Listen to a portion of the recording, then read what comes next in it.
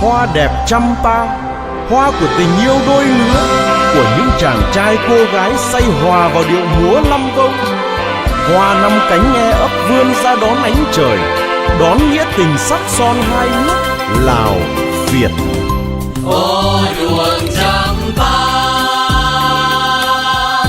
về là sông nồng, nước hẹn khăn sông,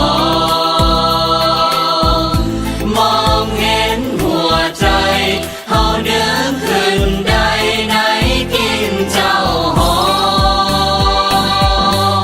Hẹn xuân đọc mây đi đà phù bay thắng tê nan mà,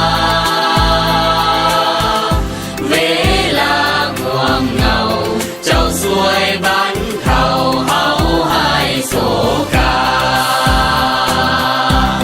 Châu đường champa phù khiêng hậu mà tế nhằm nỗi ơi. Hoa đèn champa đã bao tháng ngày, hoa đầy người lấy, hoa vẫn ngạt ngào thơm ngát mùi hương tháng năm còn vương.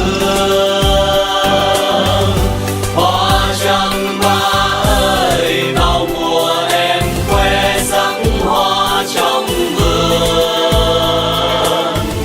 Đã bao lâu rồi mà hoa vẫn đẹp nhất trong lòng tôi. Hoa em xinh ơi em chính người tôi.